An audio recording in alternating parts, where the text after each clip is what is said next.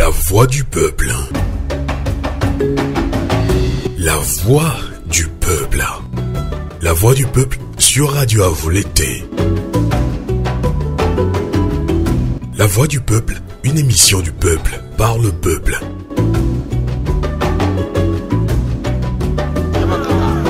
Le peuple s'exprime à travers des interviews, analyses et débats sur l'actualité politique et le développement du Togo. La voix du peuple, une émission réalisée et présentée par Sylvain Amos et ses collaborateurs dans la diaspora et dans plusieurs villes du Togo. La voix du peuple.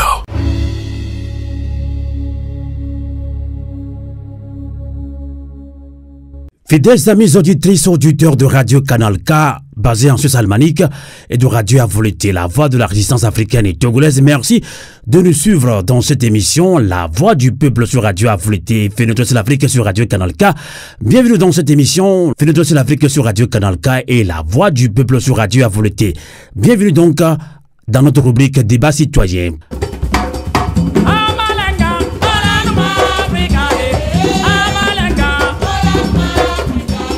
Au Togo, pourquoi le gouvernement interdit-il les manifestations pacifiques, réunions et tout regroupement de l'opposition et de la société civile? Comment l'opposition togolaise prépare-t-elle les élections législatives et régionales malgré le découpage électoral en sa défaveur? De quelle marge de manœuvre dispose actuellement l'opposition togolaise et la société civile face à cette décision du gouvernement qui interdit toutes les manifestations? Eh bien, nous lançons le débat dans quelques instants avec nos invités, acteurs politiques de la société civile en ligne depuis Lomé. Merci de nous être fidèles sur Radio Canal K et sur Radio Avoleté. Kokole, Tetinta.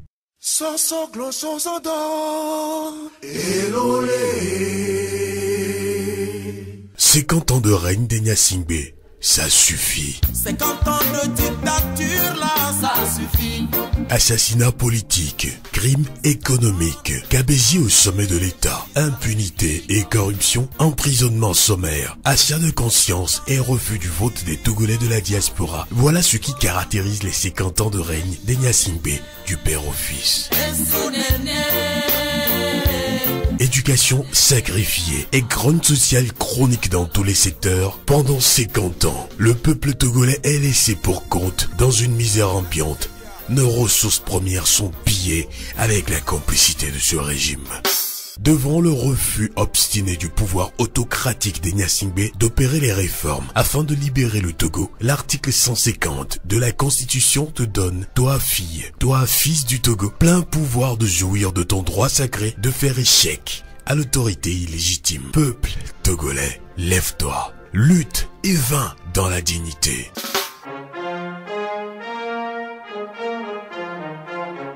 Wakati adala Togobia ive. Wakati fo Togobia fenima. Togobia aloa todala ekwe nesen. Togovio gamesu mitite.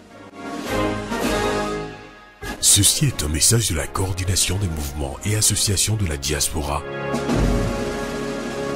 Radio Avoleté. La voix de la résistance africaine. Merci de votre fidélité sur Radio Canal K, sur Radio Avoleté. La voix de la résistance du peuple togolais. Pourquoi le gouvernement interdit-il les manifestations pacifiques, réunions et tout regroupement de l'opposition et de la société civile? Comment l'opposition prépare-t-elle les élections législatives et régionales malgré le découpage électoral en sa défaveur? Nous lançons le débat citoyen avec nos invités qui sont tous en ligne depuis Lomé. Nous accueillons d'abord Gérard Dja. Bonsoir. Bonsoir à M. Amos et bonsoir à mes co-débatteurs. Gérard Dja est secrétaire exécutif de DMP Dynamique pour la majorité du peuple.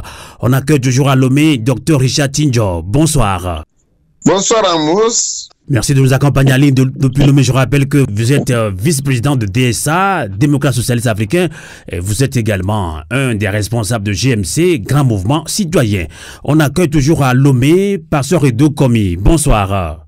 Oui, bonsoir Amos, bonsoir à l'aîné Gérard Dja, à mon collègue, à mon camarade Richard, et à tous et tous, salut. Et c'est un moment très fraternel pour nous d'échanger sur les sujets concernant notre pays. Tout à fait. Je rappelle que vous êtes président de MMLK, Mouvement Martin Luther King. Vous êtes aussi premier adjoint au maire de la commune Golfe 2, aussi un des responsables du grand mouvement citoyen GMC. Alors rapidement, puisqu'il s'agit de ces interdictions, des manifestations pacifiques de l'opposition et de la société civile au Togo, Gérard Adja, vous, tout récemment, c'est la DMP justement qui s'est fait interdire ces manifestations de rue, ces manifestations qui sont très souvent pacifiques au Togo. Alors, rapidement, pourquoi justement, selon vous, le gouvernement vous interdit ces manifestations, Gérard Adja? La question, je crois qu'elle est mieux à être adressée au gouvernement. Mais ce que nous pouvons dire par rapport à ce qui se passe avec les manifestations qui sont interdites de gauche à droite, c'est que nous devons nous rappeler que dans les années 2017-2018, lors des grandes manifestations de la C14, avec la révolution du PNP de Tipi Tchadam qui a amené les grands mouvements Lomé, qu'on se rappelle que le ministre Barara avait dit qu'ils feront tout pour que le 19 septembre n'arrive plus jamais au Togo. Je ne sais pas si vous vous rappelez ces propos du ministre Barara. Et donc, après les élections présidentielles de 2020 aussi, vous devez vous rappeler que Monseigneur Kodjo, paix à son âme, avait appelé les citoyens à descendre dans la rue pour défendre la victoire du candidat Gomé Kodjo. Mais cette manifestation a été violemment réprimée et depuis ce temps, le pouvoir a trouvé un alibi en la survenue de Covid-19. Parce que Covid-19 est arrivé juste après la proclamation des résultats de l'élection présidentielle 2020. Et donc, ils ont profité de cette Covid-19 pour reprendre toutes les libertés publiques aux citoyens.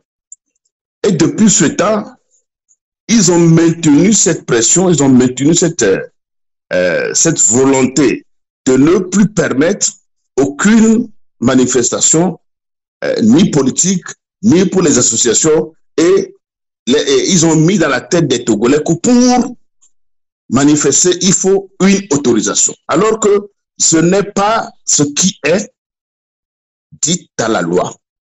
Pour manifester, il faut aller tout simplement déclarer que vous voulez manifester.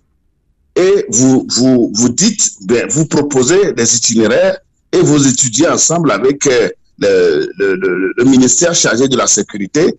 Bon, comment faire pour que les manifestations soient sécurisées? Donc c'est un régime d'information, exactement. Oui, c'est un régime d'information, de déclaration. Vous déclarez tout simplement que vous voulez manifester. Et donc le pouvoir a profité de la survenue de Covid-19 pour reprendre toutes ces libertés-là.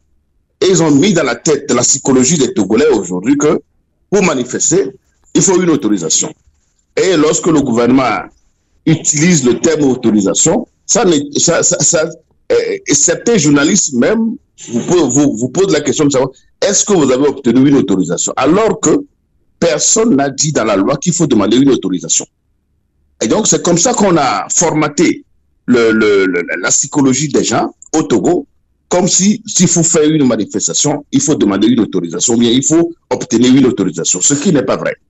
Donc, depuis ce temps, ils ont étouffé toutes les manifestations pour que ça ne soit pas un exemple, pour que certains disent que bon, mais la dernière fois, telle et autre affaire, pourquoi pas nous? Et tout dernièrement, les manifestations, enfin, la marche que nous avions voulu faire, bon, nous avions pris soin de lire très bien la loi sur les manifestations et également tirer l'expérience de ce qui se passait avant au temps de la C14 pour ne pas tomber dans le piège du pouvoir. Donc, nous avons bien étudié la lettre que nous devons envoyer au ministre. Et c'est ce qui a été fait. Et malgré tout ça, le ministre a cru trouver également que bon, l'itinéraire ne figurait pas dans la lettre, ce qui était faux, parce que nous avons bien mis l'itinéraire dans la lettre. Et puis, il a également évoqué les raisons de le motif, le but pour lequel on voulait manifester. Et ça, nous avons répondu au ministre en lui disant tout simplement que bon, vous n'avez pas à déterminer ou bien à nous indiquer le but pour lequel nous voulons manifester. Et ça, il a compris. Hein, ça, il a compris. Ça, je le félicite d'avoir usé de ce qu'on appelle la bonne foi pour accepter que bon, écoute, c'est pas à eux de nous déterminer. Maintenant, le troisième sujet pour lequel ils ont interdit cette dernière manifestation, c'est que, entre-temps, vous vous rappelez, je crois que c'était le 2 juin 2022, il y avait une attaque terroriste dans le Grand Marché où c'est un étranger qui avait poignardé un gendarme dans le marché, et ça a constitué maintenant le mobile pour lequel le pouvoir refuse que nous marchions. Alors, le ministre nous a dit la dernière fois qu'il n'interdit pas des manifestations, mais il n'autorise pas des marches. Donc, vous pouvez faire des meetings, vous pouvez faire tout ce que vous voulez, mais vous n'allez pas marcher. Et nous avons tout fait pour qu'ils comprennent que il n'y a aucune loi qui interdit les marches, mais ils ont évoqué les raisons sécuritaires pour interdire les marches. Donc voilà, on nous oppose la force, on nous oppose, comment appelle-t-on, la violation des droits des citoyens. Et bon, vous ne pouvez rien, vous n'avez pas de rapport de force favorable à vous, vous ne pouvez rien faire. Et c'est comme ça que nous sommes dans cette situation où on a pris toute la liberté aux citoyens et le peuple n'arrive même plus à pouvoir se soulever pour dire non à les dérives autoritaires. Et nous sommes dedans de cette manière-là. Il va falloir qu'un autre travail soit fait. Et je vous remercie d'avoir provoqué ce débat pour que nous puissions en parler. Avant de relancer Pasteur Edo Komi, qui est de la société civile surtout, je vais devoir donner la parole à l'homme politique Dr Richard Tinjo, vice-président de DSA, les démocrates socialistes africains. Alors, je l'ai dit tantôt, depuis un certain temps, qu'un parti politique n'arrive plus à organiser des manifestations de rue, et ces manifestations qui sont d'ailleurs pacifiques au Togo, et c'est le gouvernement qui l'interdit. Vous avez suivi tout à l'heure Gérard Adja. Vous êtes aussi membre de GMC, Grand Mouvement Citoyen. On vous a tout récemment interdit une simple réunion, Dr Jatinho. Et effectivement, comme vous l'avez dit, aujourd'hui, si la restriction de la liberté est devenue une règle d'or pour la gouvernance de notre pays, la responsabilité pourrait être jetée sur le gouvernement et l'Assemblée actuelle. Si vous avez souvenance, avec la loi Boudjouna qui avait été faite autour d'un minimum de consensus, il y avait les manifestations, les partis politiques, les organisations de la société civile. Au moins, il y avait une petite lueur de liberté pour la manifestation. C'est d'ailleurs ce qui a permis même pour que le mouvement lancé par le PNP Tipi Amsterdam, relayé par la C14 plus tard, a permis de mettre en difficulté ce régime. Donc, ayant tiré les leçons de ce qui s'est passé à partir du 19 août et des manifestations de la C14. Et comme au niveau de la C14 aussi, nous avons aussi commis quelque part une erreur, je dirais quelque part une erreur de ne pas participer à ces élections, ils ont profité d'organiser ces élections-là comme ils le veulent et mettre en place une assemblée qui est acquise à leur cause. Et c'est cette assemblée-là qui a contribué à modifier la loi sur la manifestation. 10 articles ont été, 10 articles de la loi Boudjouna a été modifié, notamment l'article 3, 6, 9, 10, 12, 13, 17, 19, 20, 21. Et le gouvernement a profité de l'opportunité que l'Assemblée l'a offerte pour introduire encore deux alinéas, 1 et 2 de l'article 9. Et donc, quand vous voyez un peu ce que le gouvernement lui vient mettre pour encore écorcer la restriction des libertés des manifestations, on vous dit que à cause des questions sécuritaires, comme Gérard Adia l'a dit, à cause de la pandémie, les manifestations ne peuvent plus se faire dans certaines zones. Au-delà de l'Assemblée, comme je l'ai dit, ils sont appuyés sur la question de la pandémie. Ils sont appuyés sur la question de la sécurité pour encore restreindre les libertés. Et cette liberté-là, ce n'est pas simplement les acteurs politiques, même ceux de la société civile. Les journalistes aussi en font partie, ils ne peuvent plus faire leur travail. Vous prenez les partis politiques, on va vous dire que non, vous ne pouvez plus faire une manifestation dans certaines zones stratégiques. Et si vous devez le faire en journée, vous ne pouvez pas faire la manifestation. Mais tout récemment, c'était juste une simple réunion de GMC, Grand Mouvement Citoyen, qui a été interdite. Je veux en venir à quelque chose. On met cette restriction. Quand vous prenez l'article 17, on vous dit même que pour les questions de réunion des manifestations sur la voie publique, qu'elles ne peuvent pas se tenir avant 11 h et au-delà de 18 h. Et que maintenant, pour avoir accès à ces manifestations, ce n'est plus les maires comme avant qui pouvaient vous permettre de faire ces manifestations, mais ce sont les préfets qui maintenant vont vous autoriser. Et quand c'est d'envergure nationale, ce serait maintenant le maire. Quand vous revenez, vous prenez déjà sur cette base-là, ils ont déjà mis les barrières pour empêcher toute manifestation dans le pays. Parce qu'ils vont vous opposer la question de Covid. Ils ont tout fait, malgré que Covid était fini, eux, ils ont continué par maintenir l'histoire de Covid dans le pays pour empêcher les gens de manifester. Après, c'est le terrorisme qui est arrivé, ils ont continué. Donc, on ne peut plus marcher. Même les meetings qu'ils disent qu'ils autorisent, c'est vous-même observez depuis 2019 jusqu'à ce jour, combien de meetings les organisations de la société civile ont organisé et les partis politiques. Togo Debout, Front Citoyen Togo Debout du professeur Dossé avait entre-temps voulu faire une manifestation concernant l'histoire du Covid-Gate. Vous avez vu tout ce qui s'est passé avec le préfet du Golfe, le ping-pong qui existait. Vous parlez de meetings ou de manifestations. Les meetings aussi sont interdits au Togo.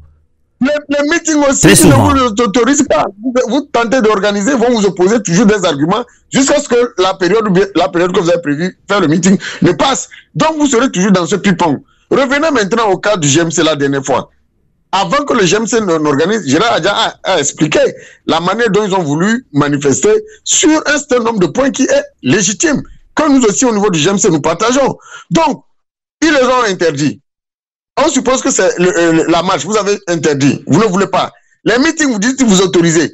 Mais au même moment, nous n'étions pas dans la logique du meeting, c'était une réunion, une rencontre d'échange entre les acteurs politiques et de la société civile et les médias que nous avons dénommé Café Citoyen pour partager un peu, pour réfléchir un peu sur les défis sociopolitiques auxquels le pays est confronté. Et c'est au cours de ces réflexions que des propositions seront faites qu'on pourra soumettre maintenant au gouvernement pour dire, vous savez, voilà, nous sommes un grand mouvement citoyen, tout ce que nous souhaitons pour ce pays, que la vie, qu'on ait la paix, qu'il y ait la tranquillité et que tous les acteurs puissent vaquer à leurs occupations. Les élections qu'ils veulent organiser, que ces élections soient organisées dans des conditions transparentes pour qu'il n'y ait pas de crise. Mais malheureusement, nous sommes arrivés, nous avons prévu organiser cette activité-là à Saint-Jo.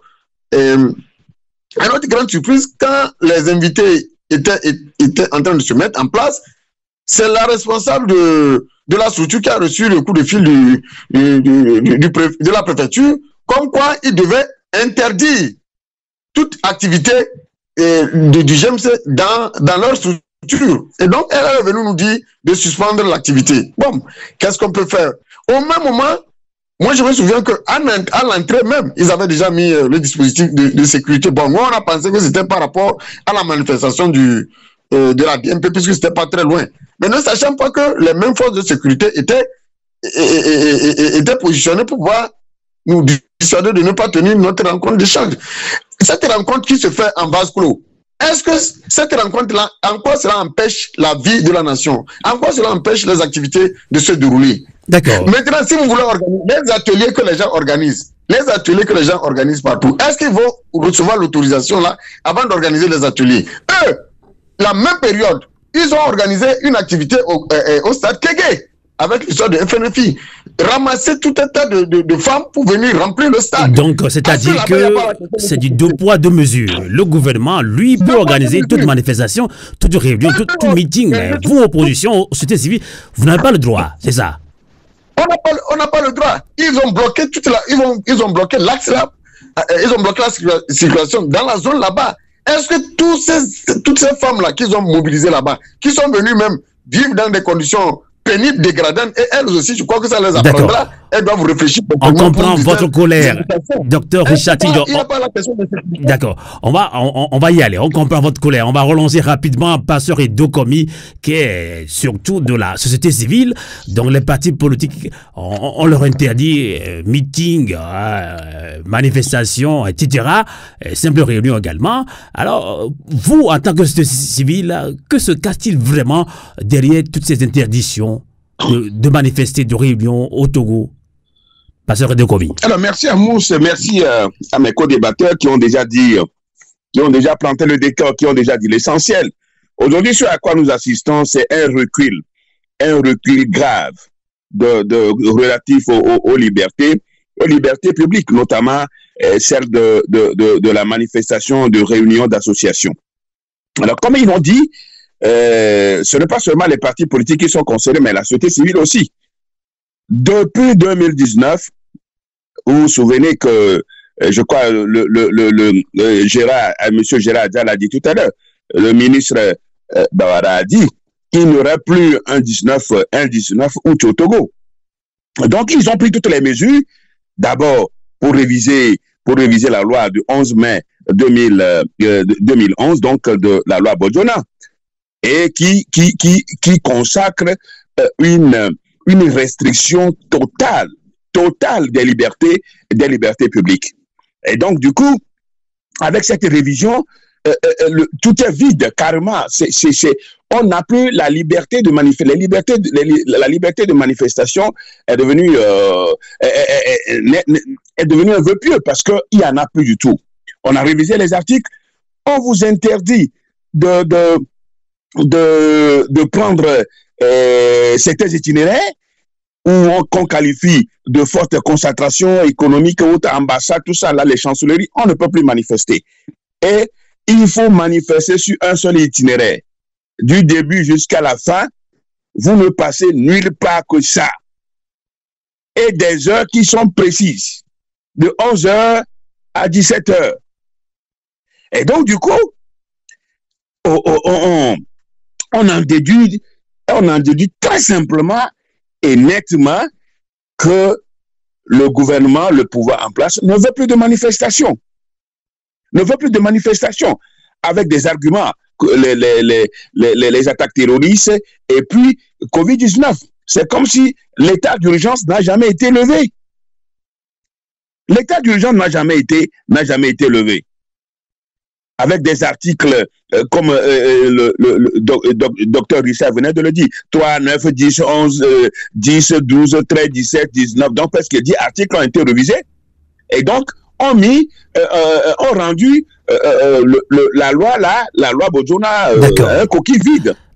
Pasteur Edo Komi, ma question était très simple, donc vous l'avez dit. Alors, que se cache-t-il vraiment derrière toutes ces interdictions selon vous? Non, cette interdiction, c'est pour permettre à ceux qui nous dirigent d'avoir le boulevard devant eux. La conservation, et si on dit je disais la conservation du pouvoir, ben, je ne suis pas allé loin. C'est exactement cela. Donc c'est pour faire taire toutes les voix dissonantes, toutes les voix critiques, la société civile comme l'opposition. Donc c'est dire qu'aujourd'hui, les maires, nous qui sommes les maires, ben, nous sommes dépourvus, on n'a plus le pouvoir. Quand il y a manifestation, ce n'est plus les maires, mais c'est les préfets. C'est le préfet et le ministère de l'administration territoriale. Alors que, naturellement, c'est dans les communes que les choses se passent et qu'il revenait aux maires de pouvoir décider. Ce n'est plus le cas. Donc, c'est dire aujourd'hui ce qui est caché derrière tout ça là, ces interdictions, ces restrictions des libertés publiques, c'est dire que personne, nous sommes liés, nous sommes tous liés, le peuple est lié, les acteurs politiques liés, la société civile liée, nous sommes muselés, personne ne peut parler, personne ne peut rien faire. Donc voilà, c'est ça. Et malheureusement, ils sont arrivés à leur objectif. Et ils sont arrivés, mais là, c'est pourquoi il y a lieu aujourd'hui quand même qu'il y a péril à la demeure et on doit se réveiller, on doit se mobiliser pour desserrer les taux. C'est très important. D'accord. Pour desserrer les taux, c'est très important. Et je pense bien que nous sommes tous conscients. Les acteurs politiques comme les acteurs de la société, nous sommes tous conscients que si cela perdure, nous serons tous anéantis. Tout à fait. Et le boulevard va être grand devant le pouvoir. Mais aussi, attention, ce n'est pas parce que on enfreint, ce n'est pas parce que on interdit, on est en train de museler les acteurs politiques et l'opposition qu'il n'y a pas de l'opposition. Il y a le peuple, il y a le grand peuple, la majorité. Il y a le grand peuple qui est l'opposition même. Et que personne ne sait quand ce peuple-là va décider, va dire assez. En tout cas, voilà un peu. Vous m'avez un peu comment caricaturer un peu la situation des libertés publiques au Togo. D'accord. En tout cas, il faut rappeler que le peuple togolais a tant donné. Le peuple togolais, je pense que les populations ont peur de ces représailles, de ces répressions policières très sanglantes, des tués à balles réelles. Alors, Gérard Adja, vous qui êtes secrétaire exécutif de DMP Dynamique pour la majorité du peuple, on va aller plus loin dans la sous-région ouest africaine, dans certains pays de l'AES, notamment l'Alliance des États du Sahel, Mali, Burkina Faso, Ouagadougou, justement également. On a bien vu, seules les manifestations en soutien au gouvernement de transition qui sont autorisées au grand regret de certaines formations politiques et des organisations de défense et de promotion des droits et libertés civiles.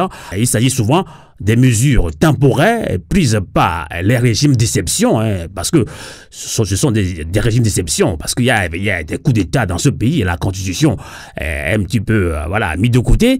Alors, au Togo, le ministre de l'Intérieur évoque souvent des menaces d'attentats terroristes ou de troubles à l'ordre public pour interdire les manifestations pacifiques au Togo. Gérard Adja. Oui, il est difficile de réveiller quelqu'un qui fait semblant de dormir.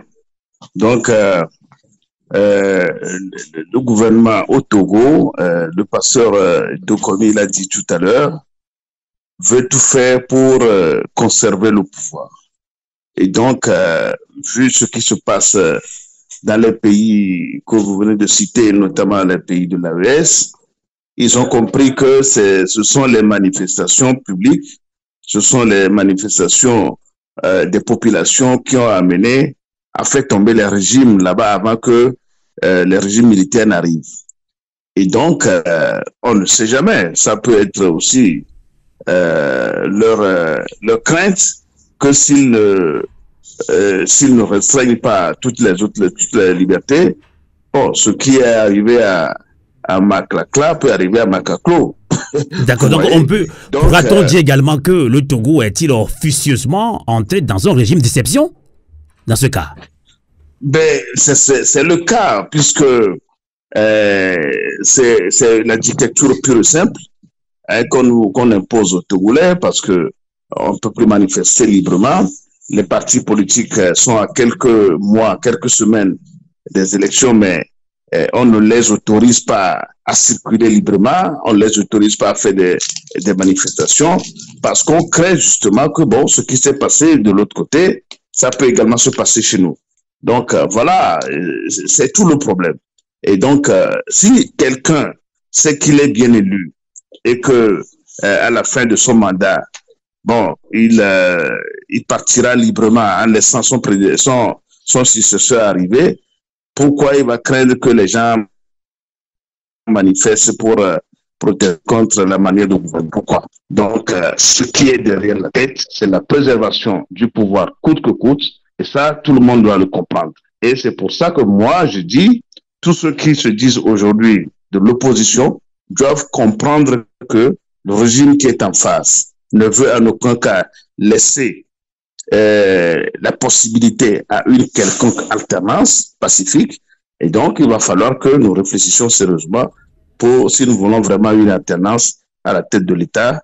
Il y a de quoi réfléchir autrement pour que nous puissions sauter tous les verrous qui nous empêchent aujourd'hui de pouvoir manifester librement. D'accord. Alors, puisque Pasteur Dokomi va prendre très bientôt congé de nous dans ce débat citoyen, je vais devoir le relancer. Pasteur Dokomi, de quelle marge de manœuvre dispose actuellement l'opposition et la société civile face à cette décision du gouvernement qui interdit toutes les manifestations, l'opposition et la société civile qui est déjà très affaiblie par une division qui s'est installée en son sein depuis des années. Pasteur Dokomi. Alors, je crois que aujourd'hui, face à ce que nous tous, tout ce que nous voyons et que nous sommes conscients de ce qui se passe, donc il y a lieu qu'on réveille davantage les consciences et que autour d'un même idéal, nous puissions les acteurs de la société civile, les acteurs politiques, naturellement, et le peuple naturellement puisse se remettre en cause et revoir les choses autrement. Parce que, comme mes co-débatteurs l'ont dit, Gérard Dia et puis Dr Richard, la situation est que chacun, que le peuple a donné, mais il faut pas ignorer que les acteurs politiques de l'opposition aussi ont donné. Ont donné, mais juste parce que, à un moment donné, on a senti quand même qu'il y a un relâchement. Alors, il faut remettre le feu de mobilisation. Il faut donner un langage il faut réchauffer le langage aujourd'hui pour que ce peuple-là, c'est comme si le peuple a résigné à renoncer. Et peut-être faute des leaders de l'opposition, des acteurs de la société civile, mais je crois que ce n'est pas encore fini. Ce n'est pas encore tard. Tout n'est pas encore perdu. On peut rapidement se remettre ensemble et donner et réveiller les consciences pour que nous puissions retrouver notre force d'antan. Parce que le pire est à venir, mais on peut y remédier le plus tôt possible. Et à travers cette émission, c'est l'appel que nous lançons à tous ces acteurs, à tous ceux qui sont épris de changement, à tous ceux qui sont épris de la ténance. Alors, il nous faut rapidement taire nos égos, nos divergences, et quand même parvenir à l'idée commune, c'est-à-dire ce qui doit nous unir aujourd'hui. Mais Pasteur Dokomi, pour vous taquiner un petit peu, ça fait pratiquement plus de 4 ans qu'on fait beaucoup d'émissions sur ce dysfonctionnement au sein de la société de l'opposition, quand on parle de division. Mais c'est comme si rien n'a changé. Non, je pense quand même que c'est vrai, il y a 4 ans, c'est vrai. Mais on peut, en une seule journée, mais tout peut être remis sur les rails. Ce n'est pas encore terminé. La preuve, nous sommes là et nous sommes conscients de la situation. Qu'est-ce qu'il faut faire concrètement? Est-ce qu'il faut laisser tout finir? Il faut laisser tout entre les mains de ceux qui nous dirigent?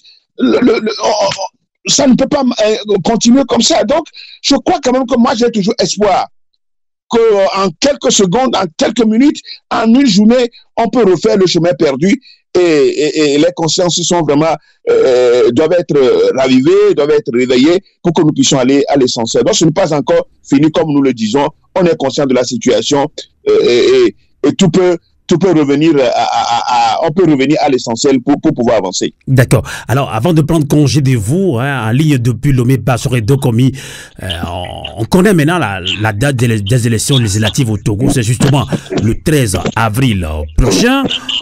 Alors, comment l'opposition prépare-t-elle les élections législatives et régionales malgré le découpage électoral qui est déjà en sa défaveur? Pasteur Dokomi, les cautions qui sont déjà aussi connues, 500 000 à 100 000 francs ou 200 000 francs CFA.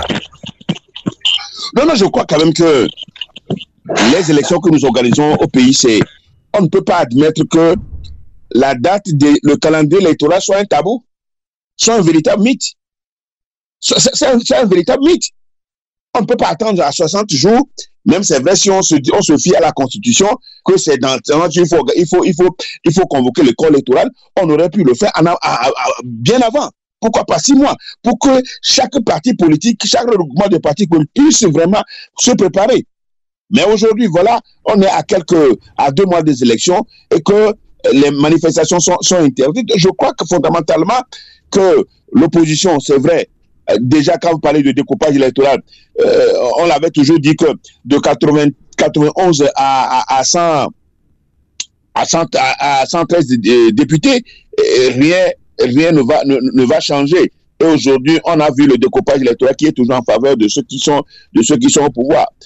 Et l'opposition n'a qu'une seule alternative, c'est de se mettre rapidement ensemble et essayer de voir ce qu'on peut faire pour ne plus répéter les mêmes erreurs de 2018, qui a d'ailleurs, on l'a dit tout à l'heure, c'est le fait que là, en 2018, l'opposition n'est pas allée aux élections législatives et que le boulevard s'est fichu devant les gens et ils ont pris le soin de tuer le peuple, hein, la constitution, le code électoral. Donc malgré, si je comprends bien, malgré le découpage électoral en défaveur de l'opposition, vous ne prenez pas le boycott? Non, mais qui va prendre encore le risque aujourd'hui de boycotter? Là, nous aurons librement le septennat devant nous, hein. Librement, on aura un mandat de 7 ans. Si on ne s'active pas pendant ces législatives pourquoi pas, pour avoir la majorité ou bien avoir quand même un certain nombre de députés qui puissent nous permettre de pouvoir s'imposer à l'Assemblée nationale. Et pour la caution, le cautionnement, vous voyez, on a quitté 200 000 francs pour aller à 500 000 francs pour le cautionnement, pour les législatives. Mais ce n'est pas normal. Ça, il va falloir quand même que rapidement et l'opposition et la société civile puissent se retrouver pour donner leur avis sur ça. Donc c'est une mesure, c'est des dispositions pour que les partis politiques de l'opposition qui sont financièrement déficitaires, qui n'ont pas beaucoup d'argent, ça il faut le reconnaître, et d'autres candidats d'autres indépendants qui peuvent aller gonfler le rang de l'opposition aussi auront de sérieux problèmes. Donc peut-être on l'a fait sciemment pour réduire le nombre de la participation des candidats de l'opposition. Parce que ceux qui sont en face savent rapidement qu'eux peuvent disposer de l'argent pour payer le cautionnement dans toutes les 39 circonscriptions électorales. Et donc voilà comment ça se passe. C'est pourquoi je dis, il faut que nous qui sommes épris de l'esprit, qui sommes épris de l'alternance, nous qui voulons le changement, il va falloir que rapidement qu'on se retrouve pour réfléchir autrement et poser et adopter une autre stratégie de lutte. En tout cas, puisque vous n'avez pas beaucoup de temps, mais vous avez passé aussi beaucoup de temps avec nous. Merci infiniment, Pasteur Edo Komi, de nous avoir accompagnés dans ce débat citoyen ça a été les interditions. Et bon vent. Merci beaucoup et à très bientôt. Bon courage et à très bientôt. À mes camarades de lutte. Merci, à très bientôt. Bonsoir. Radio à vous l'été, l'esprit patriotique. Et on continue ce débat citoyen sur Radio Canal K, sur Radio à vous l'été. Je relance maintenant Dr Richard Tinjo. On a vu que oui, le pouvoir veut tout faire pour maintenir la dictature au Togo. Alors maintenant, on sait, on connaît la position du pouvoir, ou bien du gouvernement togolais. Et alors, de quelle manœuvre dispose actuellement l'opposition et la société civile, puisque vous êtes aussi de GMC, Grand Mouvement Citoyen, à cette décision du gouvernement qui interdit toutes les manifestations? Alors l'opposition ou la société civile qui est déjà très affaiblie par une division qui s'est installée en son sein depuis plusieurs années déjà. Dr Richard Tinjo. Vous l'avez si bien dit, les collègues aussi l'ont signalé. Cette question de restriction des libertés des citoyens, c'est un mal social que tout le monde est avisé là-dessus. Tout le monde est au courant. Personne ne dira qu'il n'est pas au courant. Quand on empêche les gens de manifester leur ras-le-bol, au même moment on va supporter les pays dans lesquels les manifestations se passent. Il y a une contradiction. Les pays de l'AES, ce sont les populations qui ont manifesté, qui manifestent leur désaccord, comme ils manifestent leur soutien. Mais ici, on nous oppose la question de sécurité, en disant que non, c'est pour éviter la question. Au même moment, les pays dans lesquels les gens vont soutenir, c'est les pays qui font face au vrai terrorisme. Je ne dis pas que notre pays ne suffit pas, mais eux, ils vivent au jour le jour et ils prennent des dispositions pour faire face à ce terrorisme. Mais là-bas, ils manifestent. Les terroristes ne sont pas là-bas. Les terroristes sont là-bas. C'est qu'on veut nous empêcher. Docteur Richard Tidjo, je vous comprends, mais moi, je veux quand même répondre. Je reviens en charge. Alors, face à cette situation, de quelle marge de manœuvre dispose l'opposition, la société civile, pour faire face au pouvoir qui a décidé d'interdire toute manifestation au Togo? Vous allez faire quoi? C'est pour ça que, avant d'en venir à ce que je voulais dire comme approche de solution, je veux juste rappeler ce que nous connaissons tous, aussi bien le peuple comme les acteurs de la société civile, comme de l'opposition. On a tous donné, que ce soit les partis politiques de l'opposition, que ce soit la population, on a tous donné. Mais parfois, on a l'impression même que c'est comme si on ne sait plus ce qu'on veut, aussi bien de l'opposition comme le peuple. Comme on a l'impression qu'on ne sait pas ce qu'on veut. Et vous voyez la division qui existe entre les acteurs politiques, la division qui existe au sein de la société civile, le peuple qui tout le temps dit l'opposition ne fout rien, l'opposition ne fait rien, l'opposition ne fait pas ceci, ce même peuple-là qui se dit... Et puisque c'est vous l'idée de l'opposition qui est à la tête de ces regroupements politiques et civils quand même. Il faut un leader pour conduire un peuple. Les leaders sont là. Combien de leaders n'ont pas appelé à la manifestation? Combien de la dernière fois, la DMP a appelé les gens à sortir. Combien étaient sortis? Quand les mouvements lancent des appels, la population, les gens sont là, ils vous observent, ils ne disent absolument rien. Mais au même moment, le mal, nous tous, nous vivons ce mal-là. Les médias, les journalistes, combien ne subissent pas dans ce pays-là? Mais lorsque vous vous mettez à lancer un mouvement ou bien à lancer quelque chose, ce sont les mêmes acteurs qui vont commencer par vous critiquer. Vous-même, et M. Amos de la radio, vous faites assez pour l'éveil de conscience. Mais est-ce que les gens ne vous attaquent pas? On a l'impression qu'on a besoin du Messie, mais au même moment, on n'a pas besoin que ce Messie-là travaille. On demande à ce que les gens se mobilisent, que les gens enterrent leur hache de guerre. On ne veut pas enterrer la hache de guerre. Celui qui nous torture est là. Lui, il se frotte les mains et il continue toujours pas à maintenir la torture jusqu'au jour où nous allons décider de nous mettre ensemble. Combien de fois nous n'avons pas appelé à l'union de l'opposition? Combien de fois nous n'avons pas demandé à ce que les gens taisent leur division? Tout ce qui s'est passé dans le passé, faisons bloc pour pouvoir affronter ce régime-là. Quand nous étions dans la C14 et que nous parlons d'une même voix, vous avez remarqué que c'était une pression énorme sur ce régime-là. Mais quand la C14 s'est éclatée, l'histoire des élections de 2020 est arrivée, vous avez vu comment la classe politique est totalement en lambeaux. Et difficilement, les gens s'approchent. Mais je crois que l'occasion maintenant est donnée une fois pour de bon, avec ces élections-là qui sont en train de s'organiser, pour que les acteurs politiques, ceux de la société civile, qu'on mette en offre nos grèves que nous avons les uns contre les autres. Personne ne doit aborder la question de la caution aujourd'hui. Cette question de la caution-là, ça concerne tout le monde, même les militants. Les militants du régime qui veulent aller à ces élections, je ne crois pas que le régime a accepté de payer la caution pour tout le monde. Si on fait déjà l'estimation de la caution des 113 députés, nous avons 113 millions comme ça, comme caution. Quand on prend les titulaires comme les suppléants, ça fait 113 millions. Vous imaginez, est-ce que le régime a accepté de payer, par exemple, les 113 millions pour tous ces candidats? Non. Sûrement que eux aussi, les candidats du régime vont chercher de l'argent. Mais ce problème-là concerne aussi bien ceux du régime comme ceux de l'opposition. D'accord. Pourquoi ne pas maintenant s'entendre pour que nous puissions mettre la pression sur ce régime pour dire non, vous n'avez pas le droit d'augmenter la caution parce que c'est vous-même qui avez dit ici qu'on ne peut pas modifier le code électoral avant 6 mois. Mais à chaque fois, vous prenez des modifications, mais personne ne peut absolument rien dire. En 2017, en 2018, les élections de 2018, quand la C14 réclamait un certain nombre de choses, c'était le même régime qui nous disait que le code électoral ne peut pas être modifié selon leur accord de la CEDA ou machin là, qu'on ne peut pas modifier le code électoral avant 6 mois. Mais c'est vous qui modifiez les choses. Vous dites que vous voulez organiser les élections. Vous ne donnez pas le chronogramme. Le chronogramme est devenu quelque chose de tabou, comme Pasteur Edo l'a dit. Vous ne communiquez pas. Les régionales, les législatives, rien n'est fait.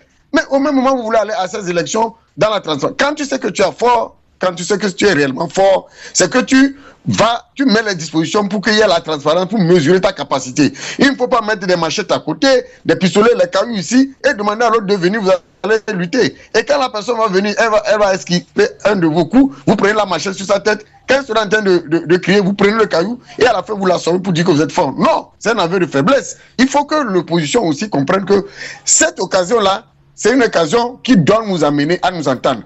Imaginez toutes les listes sur l'ensemble du territoire, sur les 39 préfectures. Aucun parti de l'opposition ne peut positionner les candidats sur l'ensemble du territoire. Ça serait l'occasion maintenant que les gens fassent des listes communes, qui discutent et qui mutualisent leurs moyens. Les 500 000, ils savent avant de le faire. Ils ont pris l'exemple du Bénin. Au Bénin, ils ont 109 députés. Je crois que aussi ils avaient pris une caution de 1,5 million. Donc ils sont en train d'aller vers l'enracinement de la véritable dictature et l'élimination des libertés de manifestation, d'exercice des entités politiques. Donc vous pensez que 500 000 de caution, c'est quand même trop. On va voir ce que pense. On va revenir vers vous. Alors, Gérard Adja, secrétaire exécutif de DMP, Dynamique pour la majorité du peuple, à l'instar d'autres formations politiques, la DMP a opté pour la participation aux élections législatives prochaines. Les dates sont déjà connues, c'est le 13 avril prochain. Alors, le Conseil des ministres tenu le 8 février a fixé la date des élections. Je le dis tantôt, c'est pour le 13 avril prochain. Alors, pensez-vous vraiment, Gérard Adja, que la DMP sera autorisée à mener une campagne politique sans subir des interdictions? Bon, nous ne pouvons pas présager que la DMP pourra faire la campagne ou pas. Et je me demande pourquoi elle ne le ferait pas. Parce que la DMP est composée des partis légalement constitués. Donc, le code électoral, la constitution même prévoit que les partis peuvent se mettre en regroupement de partis pour pouvoir participer aux élections. Donc, aucun problème ne se pose à ce niveau. D'accord? Maintenant, par le passé, nous avions été empêchés à faire des manifestations sur l'ensemble du territoire national, notamment nous avons été violentés 2 fois à Kara. Le véhicule d'un de nos collègues a été même incendié et à cause de son insistance à faire des manifestations publiques à Kara. Bon, nous considérons que maintenant que le corps électoral est convoqué par le pouvoir dans la précipitation, parce que on se demande pourquoi ils veulent prendre de court les partis de l'opposition. Ce n'est pas normal la façon de faire. Le passeur est deux, comme il a dit tout à l'heure. On aurait pu convoquer au moins 3 à 4 mois à l'avance. On aurait pu convoquer 3 à 4 mois à l'avance le corps électoral pour donner la possibilité aux partis politiques et à toutes les organisations ou les personnalités qui voudraient participer à ces élections-là de pouvoir le faire dans les bonnes conditions. Ils l'ont pas fait. Et ça, c'est mal intentionné de faire ce qu'ils ont fait. Donc, mais ce n'est pas grave. Gérard Adja, est-il trop tard pour l'opposition de demander un report de ces élections pour mieux s'organiser? Vous savez, c'est un piège. C'est un piège pour l'opposition de demander un report de ces élections pour pouvoir mieux les organiser, parce que nous dénonçons nous-mêmes que l'Assemblée actuelle est arrivée à son terme et que normalement, on devrait renouveler déjà les députés de l'Assemblée nationale. Et que ce gouvernement qui se permet de faire ce qu'il est en train de faire là n'est même plus légitime. Donc, si nous demandons un report aujourd'hui, bon, nous avons demandé plusieurs fois qu'il y ait une assise qui puisse se tenir pour que nous discutions ensemble des conditions d'organisation de ces prochaines élections.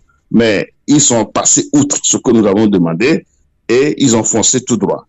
Donc, c'est un fait accompli aujourd'hui, mais je crois qu'il y a des tentatives en cours pour que certaines voix de l'opposition puissent se rassembler pour étudier la position adoptée.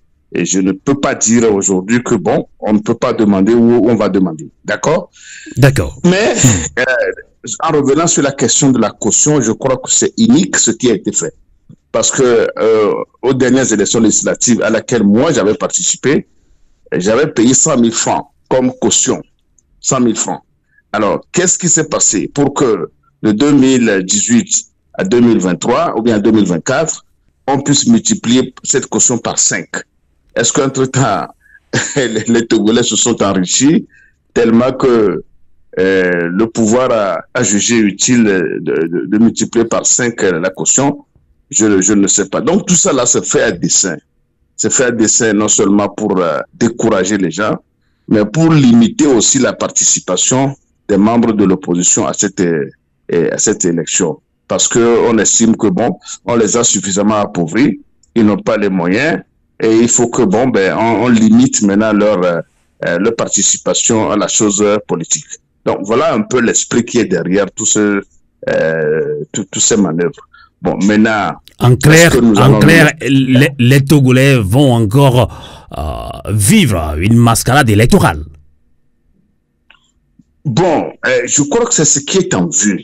Alors, si le pouvoir fait ça pour essayer de limiter la participation des partis de l'opposition, c'est parce que lui-même n'est pas sûr de pouvoir le gagner si les choses se passaient normalement. C'est ça que nous devons comprendre.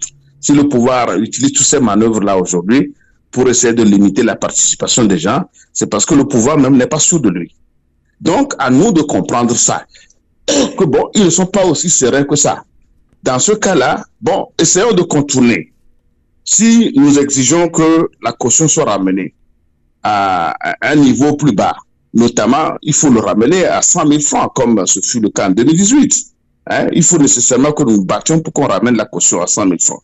Maintenant, si ce n'est pas le cas, trouvons une autre manière de faire en sorte que, d'une manière ou d'une autre, nous allons à ces élections de manière groupée et qu'on aille gagner les sièges pour que on évite que des choses comme ça se répètent à l'avenir. Donc c'est là où je rejoins Dr Chindo qui dit que bon, c'est l'occasion pour l'opposition, c'est l'occasion pour l'opposition de se réorganiser. Parce que le terrain nous impose aujourd'hui la réorganisation. Donc, il faut que nous nous réorganisions pour que, malgré ces embûches, malgré tout ce qu'on essaie de nous mettre sur le chemin pour que nous puissions échouer, que nous puissions les éviter et que, de manière plus brillante, l'opposition puisse s'en sortir. On peut toujours nous en sortir si nous nous organisons bien. Donc, à nous de nous réorganiser aujourd'hui pour nous réadapter aux nouvelles donnes. D'accord. Donc là, vous l'avez plusieurs fois dénoncé, hein, on parle du découpage électoral qui est déjà en défaveur de l'opposition. J'ai lu même sur la page Facebook d'un journaliste dont je veux bien taire le nom, il parle même d'apartheid qui s'installe au Togo, puisque le découpage, vraiment, vous l'avez dénoncé plusieurs fois. Donc là, vous allez quand même y participer, malgré tout. Vous savez, le découpage qui est fait n'est pas juste. Le découpage n'est pas juste. Ils ont accentué le mal que nous dénoncions avant, mais c'est mieux que ce qui devrait se passer normalement. C'est encore mieux que ce qu'ils avaient envisagé de faire. Donc, bon, ce qui existait avant n'est pas bon. Ce qui est venu aujourd'hui n'est pas meilleur non plus, mais on estime quand même qu'il y a eu de petites corrections qui peuvent essayer d'encourager les gens. Il y a de petites corrections qui ont été faites. On aurait pu mieux faire. De toutes les façons, on ne peut pas avoir un député pour le même nombre de populations dans toutes les circonscriptions électorales. C'est ça qui devrait être l'idéal, parce qu'il faut un homme, une voix. Mais en voulant tenir compte du critère de la démographie et du critère de la géographie, bon, on pourrait avoir des exceptions sur certaines régions. Ça, on peut concéder. Mais la façon dont c'est fait actuellement, où l'injustice a été flagrante, où la volonté de favoriser le parti au pouvoir a été clairement affichée, je crois que nous devons dénoncer cela et faire en sorte que qu'il y ait la possibilité de revenir sur ce découpage-là et que des corrections soient faites.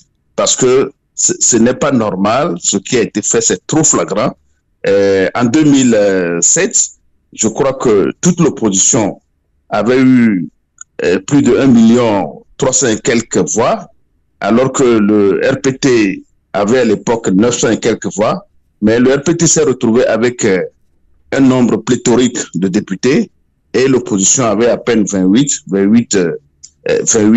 députés à l'Assemblée nationale, alors que c'est eux qui avaient le plus grand nombre de suffrages exprimés. Donc, il faut que nous arrivions à corriger ce fait-là. On ne peut pas avoir exactement un homme, une voix dans les circonstances actuelles.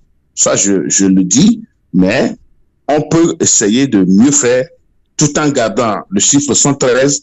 Il y a des choses à corriger à certains niveaux et ces préfectures-là doivent aussi accepter que c'est injuste, c'est indu ce qu'on leur a donné et ce qu'on leur a donné, on peut le reprendre pour venir ajouter à d'autres régions qu'on a véritablement triché. D'accord. Alors, Gérard, je vais encore vous taquiner beaucoup plus puisque nous sommes dans un débat citoyen. Je considère que nous menons ce débat dans un français facile, mais on va aller encore beaucoup plus facilement. Un Togolais lambda, ma grand-mère qui vend un peu de la bouillie au bord de la route, voilà, va se poser la question. Les élections n'ont jamais résolu le problème togolais. C'est un cas togolais. Alors pourquoi vous nous appelez encore à aller aux élections? Comment les convaincre? Vous savez, vous savez, il faut que nous arrivions, il faut que nous taisions ce débat. Que les élections n'ont jamais réglé un problème. Ne servons pas cette manière de voir les choses à nos citoyens. C'est le seul moyen légal que nous avons aujourd'hui. C'est le seul moyen légal que nous avons aujourd'hui. Aucun Togolais, de l'opposition ou je ne sais pas d'où, n'a les moyens aujourd'hui pour prendre les armes, comme le ministre Christian l'aurait demandé. Et personne n'a les moyens de prendre les armes pour venir bouter dehors ce pouvoir. Et comment sécuriser alors les votes? Je crois que si nous n'arrivons pas jusqu'à présent à utiliser les élections pour régler nos problèmes, quelque part, c'est dû selon moi, c'est dû à deux raisons. Notre incapacité à nous organiser en tant qu'opposition pour rassurer le peuple et le mobiliser, notre incapacité à rassurer le peuple et à le mobiliser, et à mettre le peuple en mouvement pour aller décrocher la victoire. C'est notre incapacité à nous organiser qui fait ça. Personne ne veut faire de sacrifice. Personne n'est à mesure de dire que non, celui-là, il est mieux placé que moi. Je préfère qu'il soit devant et que moi, je puisse l'appuyer. Personne n'est capable de faire ça jusqu'à présent. Mais il faudrait que tous ces échecs puissent nous apprendre que le moment est venu pour que les gens comprennent autrement les choses. Donc, l'incapacité à nous organiser. Et puis, de deux, les moyens, parce que pour arriver à faire tout ça là, il faut des moyens. Quand je parle des moyens, il y a les ressources humaines, il faut que les gens puissent se donner. Il faut que les gens disent, je suis capable de faire ça, ou bien j'ai telle compétence, je mets à la disposition de ceux qui veulent y aller. Donc, les ressources humaines, mais aussi les ressources financières. Parce qu'il faut que chacun accepte de faire un petit sacrifice, de mettre la main à la poche, parce que pour faire ces choses, il faut de l'argent. Moi, je sais que la dernière élection présidentielle que nous avions eue, si les moyens financiers avaient été au rendez-vous, nous ne serions pas là aujourd'hui. Mais les moyens financiers n'étaient pas au rendez-vous.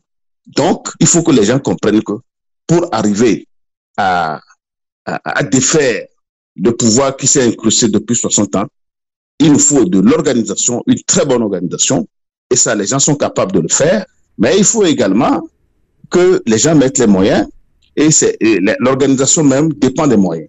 Donc, voilà ce que moi je peux dire. D'accord. Et ne décourageons pas le peuple en leur disant que les élections ne vont pas régler le problème. Les élections peuvent régler le problème. D'accord. Et la preuve est là, aujourd'hui, au Gabon, c'est parce que les Gabonais sont allés aux élections, et quelqu'un l'a encore volé, et puis ceux qui sont venus sauver entre griffes ont dit non, cette fois-ci vous ne pouvez plus voler comme ça. D'accord. Donc, s'il n'y avait pas eu d'élection, je crois que la famille Bongo serait encore au Gabon. C'est clair.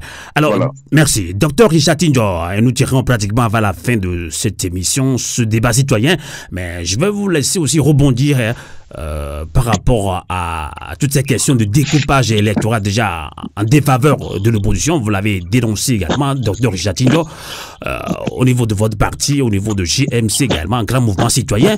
Alors, comment sécuriser notre vote, hein? Vous, malgré le découpage électoral en votre défaveur, vous comptez y aller, mieux s'organiser, docteur Richard Tinjo? Est-ce que vous avez les moyens maintenant? Les moyens, je ne dirais pas que nous avons les moyens parce que le régime fait tout possible pour nous mettre en position de faiblesse. Quand parfois on dit que les élections ne vont pas régler le problème, Gérald Adala vient dire, c'est le seul moyen.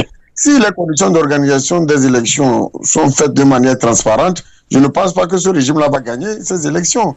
C'est pour ça qu'il fait tout possible pour nous mettre en difficulté, pour que nous n'ayons pas les moyens nécessaires pour gagner ces élections.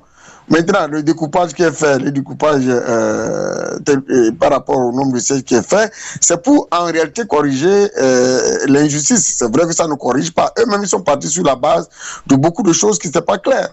Puisqu'on ne sait pas sur quelle base ils ont créé des communes, ils ont créé des préfectures, ainsi de suite. Donc, il y a la question de la démographie, il y a la question de la géographie, il y a la question de l'histoire des peuples aussi qui est liée. Donc, comme eux-mêmes, il n'y a pas eu un véritable critère par rapport au découpage, bon, acceptons comme tel les 113 sièges. Maintenant, la grande question qui nous reste et qu'on doit s'interroger, c'est comment faire pour avoir la majorité de ces sièges. Actuellement, le régime est en train d'organiser une élection auquel il va gagner facilement parce que il met les conditions pour empêcher véritablement la classe de l'opposition d'aller, ceux qui veulent aller à ces élections. Je prends par exemple, je pose déjà deux hypothèses. Vous voyez la manière dont ils ont haussé la caution. Soit c'est pour que les gens, l'opposition, la vraie opposition, et ceux qui aspirent vraiment à aller à ces élections se découragent, qui se disent, bon, écoutez, vraiment, si c'est comme ça, sortons, faisons la marche, ou bien boycottons ces élections. Là, ça va être un boycott encore bis volontaire de l'opposition. Là, ils ont tout le boulevard devant eux. Ils iront. Le nombre de personnes qui sortira, ils vont comptabiliser comme des élus. Et ils vont prendre la majorité. Deuxième hypothèse.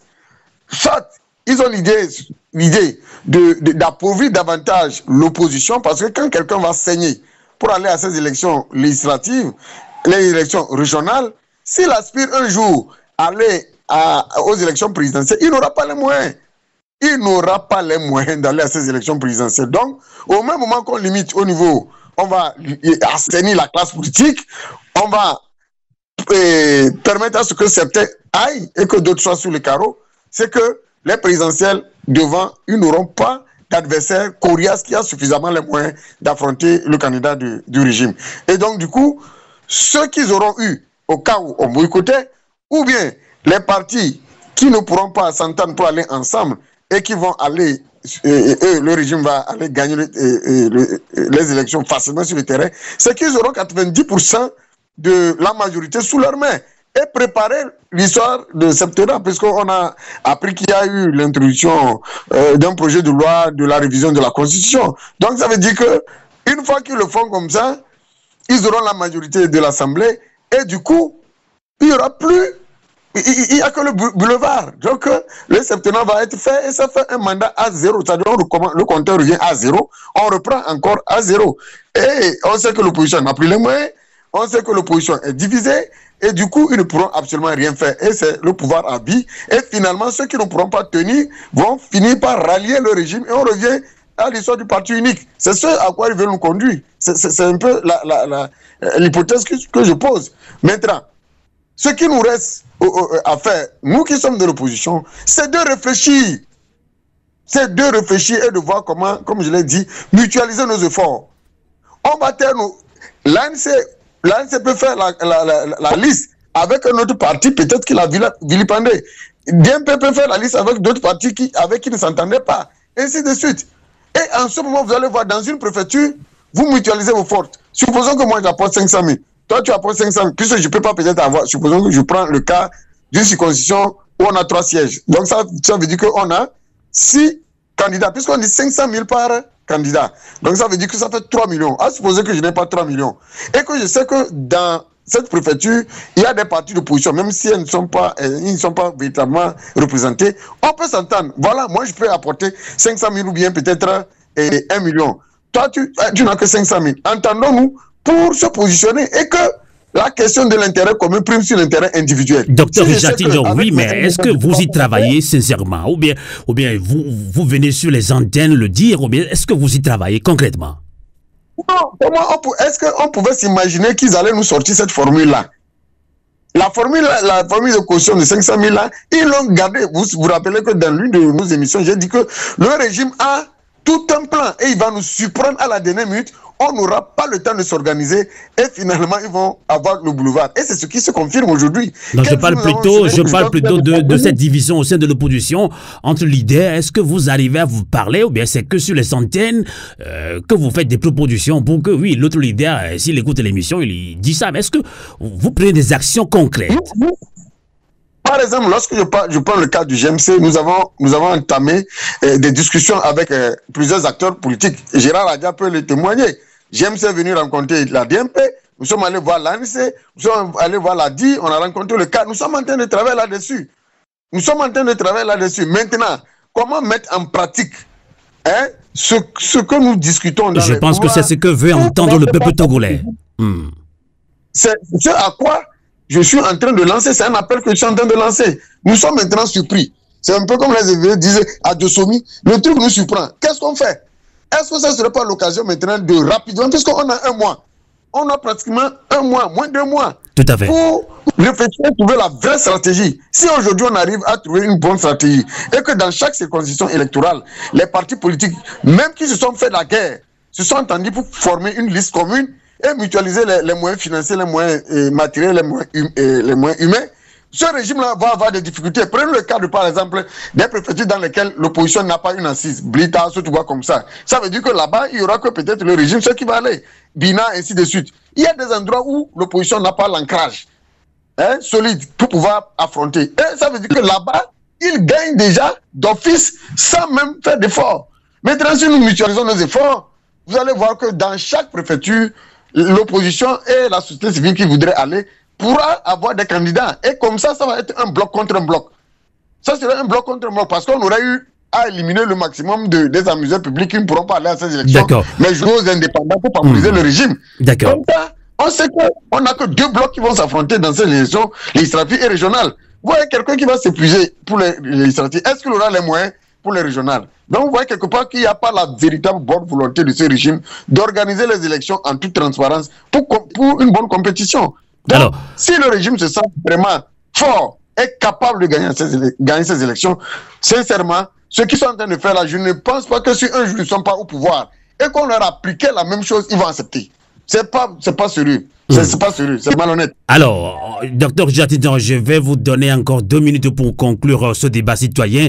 Justement, pourquoi le gouvernement a interdit-il les manifestations pacifiques, réunions et tout regroupement de l'opposition et de la société civile?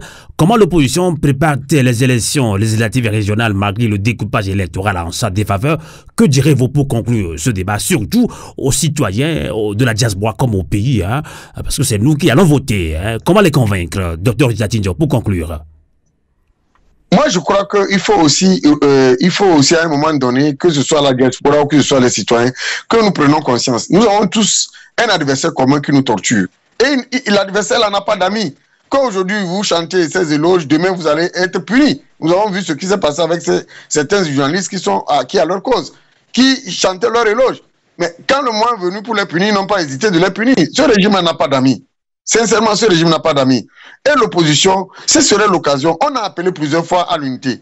Je crois que c'est l'occasion de se retrouver rapidement, déjà dans la semaine prochaine, pour commencer par faire quelque chose. Faire en sorte que, d'abord, les restrictions, la question de restriction des libertés. Je pense que à cette allure, bon, vu tout ce que nous lisons sur la situation sociopolitique au Togo, je ne pense pas qu'on parle là plus de l'union de l'opposition, mais de synergie d'action. Oui, la synergie d'action, on peut l'appeler comme on veut. Une synergie d'action d'abord pour voir dans quelle mesure nous allons nous battre pour obtenir ne serait-ce que cette liberté. Parce qu'il faut que les gens fassent la pré-campagne, avant la campagne. Il faut que les gens fassent la pré-campagne. Dans ces conditions, eux, ils circulent allègrement dans les contrées, tromper les populations, faire de fausses promesses comme ils ont toujours l'habitude de faire. Et la population, ne voyant pas l'opposition, se dit, bah écoutez, ceux-là, ils ne sont pas sérieux. La preuve, depuis là, ceux-là viennent, ceux-là ne viennent pas parce qu'ils ne comprennent pas ce que les acteurs politiques subissent ou bien ceux de la société subissent. Ils ne pourront qu'accepter ce qu'on leur nourrit comme information. Il faut véritablement que nous puissions, on a appelé plusieurs fois à cette synergie d'action. Jusqu'à quand nous allons comprendre que le mal nous poursuit nous tous. La diaspora, la société civile, l'opposition, la population. Taisons une fois pour de bon nos querelles et disons-nous que nous pouvons faire quelque chose de concret pour aller à ces élections. Qui nous dit que ces élections, nous ne pouvons pas gagner si nous sommes bien organisés? Qui nous dit que ces élections, nous ne pourrons pas avoir la majorité, malgré ce découpage-là, pour avoir l'Assemblée? Si nous ne le faisons pas, ils vont encore avoir l'Assemblée. La question de vie chère qui préoccupe la population, cette vie chère-là va continuer, elle ne va pas se limiter. Les choses vont de mal en pis. Et c'est pour cela que nous avons obligation. Ce n'est pas la peine de dire que l'opposition ne fait rien. Si l'opposition ne fait rien, la population elle-même, qu'est-ce qu'elle fait? Ça veut dire que nous sommes tous dans le même panier. Nous subissons. Et il va falloir à un moment donné qu'on dise, écoutez, quel que soit le parti politique qui lance l'appel ou bien quel que soit le mouvement, essayons de l'écouter, essayons d'apporter notre soutien. Parce que si nous refusons de le faire, lui seul ne pourra absolument rien faire. Vous aussi, vous ne pourrez absolument rien faire et nous serons toujours dans une situation de pourrissement total. Donc, en gros, ce n'est plus une question de parti politique, c'est ça. Alors, en tout cas... Ce n'est plus une question de parti politique à l'heure là. C'est un défi, ça veut dire que c'est devenu un mal qui nous gangrène. Ce n'est plus une question de couleur politique. Où on veut s'en sortir. Si on veut s'en sortir, on a obligation. Et si un jour, la population peut-être trouve qu'elle veut sanctionner des gens qui ne sont pas sérieux, il faut boycotter leur activité et s'intéresser à ceux dont vous pensez qu'ils sont crédibles et qui peuvent conduire cette lutte-là. Ne mettez pas tout le monde dans le même panier pour dire celui-ci il est vendu, celui-ci est... Tant que vous savez qu'il est vendu, vous avez les preuves qu'il est vendu là. Boycottez ce qu'il a à faire et occupez-vous de ceux qui sont sérieux pour continuer la lutte. Sinon, à chaque fois où quelqu'un émerge avec des initiatives, on trouve que, ouais, qu'est-ce qu'il peut faire? Le régime est mieux que celui-ci. Et c'est comme ça, c'est les mêmes chansons et sur les réseaux sociaux. Et la population ne fait que consommer ces abrutis-là qui véritablement intoxiquent l'atmosphère politique. Et ça ne va que dans l'avantage du En tout cas, on nous a rapporté que les populations préfèrent prendre les 1000 francs, les 2000 francs, les 5000 francs, hein, et continuer ce combat. Merci.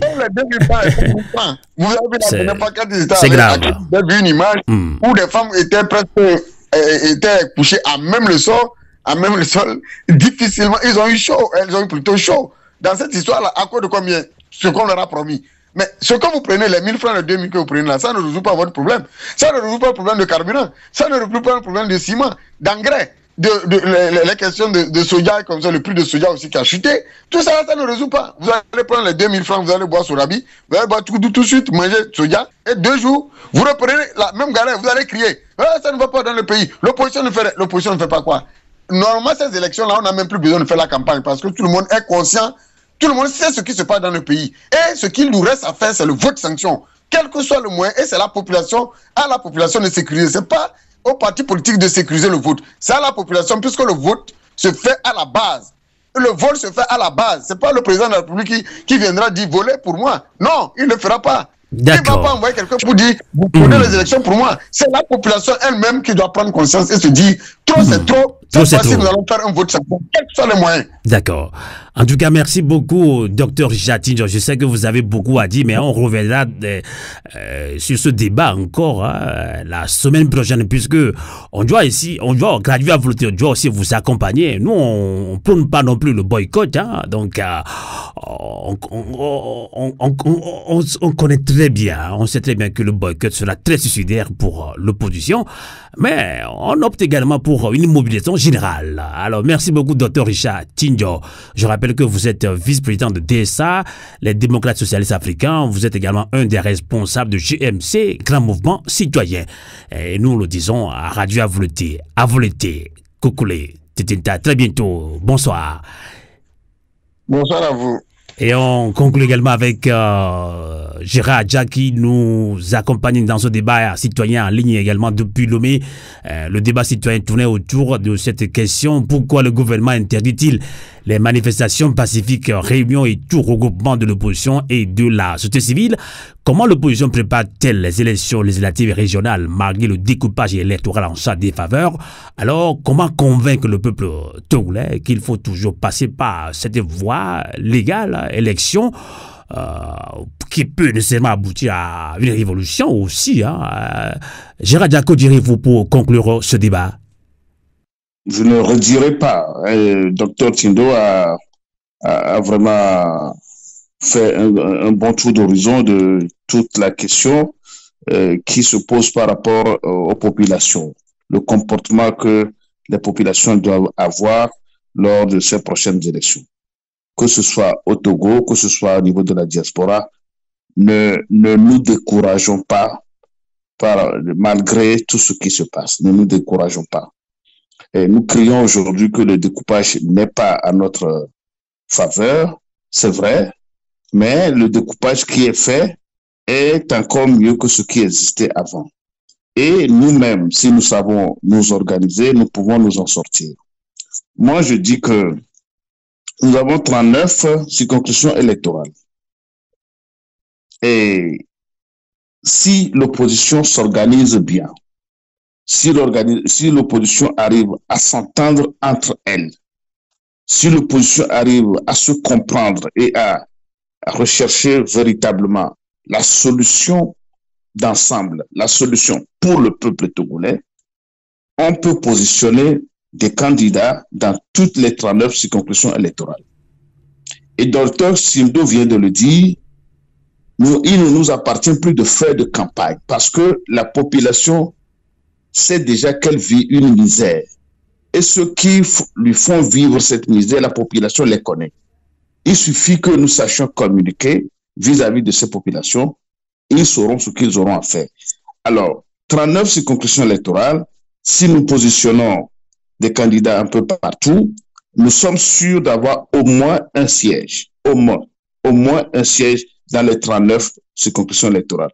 Disons, ça fait 39 députés. Parce qu'il y a 2 députés au moins dans chaque circonscription électorale. Alors, dans les circonscriptions électorales où il y a plus de 2, il y a 3, 4, il y en a même jusqu'à 6 et 8. Je crois que l'opposition, en s'organisant bien, peut avoir la majorité qui est 57.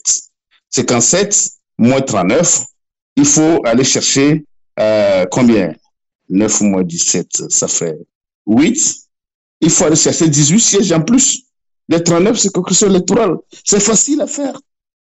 C'est facile à faire. Donc, travaillons pour aller décrocher la majorité dans l'intérêt du peuple togolais. Nous en sommes encore capables. Donc, je souhaiterais que ni les journalistes, ni nos frères dans la diaspora, surtout ceux qui estiment qu'il ne faut pas aller à ces élections, je crois que c'est le moment de raviser, que chacun ravise sa position et que nous comprenions qu'il y a de grands enjeux devant nous et en nous organisant, en mettant les moyens, en cherchant les conciliabules entre nous, acteurs politiques, en cherchant à nous comprendre, en cherchant à travailler dans l'intérêt supérieur du peuple togolais, nous pouvons encore nous en sortir. Je sais que c'est encore capable, c'est encore possible. Nous en sommes capables. Et donc, j'invite chacun à la sagesse. J'invite chacun au courage. J'invite chacun de nous au discernement. J'invite chacun de nous à la détermination. J'invite chacun de nous au sacrifice pour pouvoir trouver la solution idoine pour le peuple togolais. C'est le moment ou jamais. Les gens peuvent vouloir nous faire du mal, mais le Dieu que nous adorons peut le transformer en bien. Et je sais que c'est possible, car la Bible a dit que toute chose concourt au bien de ceux qui aiment Dieu. Donc, ce que le pouvoir est en train de faire, il veut encore maintenir le peuple dans la pauvreté et puis maintenir le pays avec cette image désolante que nous offrons au monde entier. Mais Dieu peut transformer ça, si nous, les hommes, nous le voulons. Donc, levons-nous comme un seul homme, travaillons, réfléchissons, trouvons la meilleure solution pour que, malgré tous ces embûches et tous ces difficultés que le pouvoir nous cause, que nous arrivions à trouver la meilleure solution de nous en sortir. Nous sommes des gens capables de le faire. Nous sommes capables de le faire. Merci infiniment, Gérard Dia, secrétaire exécutif de DMP, dynamique pour la majorité du peuple. Merci de nous avoir accompagnés en ligne depuis Lomé. Et je peux rajouter ceci, et ce n'est pas de moi, c'est plutôt de Madame Brigitte Djamago lors d'une réunion citoyenne. Elle a bien dit, moi je l'ai bien noté, je cite, elle a dit « Ayons cette ambition de ne pas nous détruire mutuellement ». Je répète, Madame Djamago l'a dit, à nous, à vous, leaders de l'opposition, à nous, citoyens, à vous, leaders de l'opposition, je répète encore une fois, ayons cette ambition de ne pas nous détruire mutuellement. J'espère que c'est du français facile. Je pense qu'on va peut-être traduire encore à Minan, Kabi, en Kotokoli, pour qu'on comprenne que nous avons un devoir patriotique de mener à bout ce combat. Ainsi prend fin cette émission. Merci de l'avoir suivi sur Radio Canal K et sur Radio Avolete, la voix de la résistance africaine et togolaise. Merci de votre fidélité, de votre résistance. Bonsoir et bon week-end. La voix du peuple. La voix du peuple. La voix du peuple sur Radio Avolete.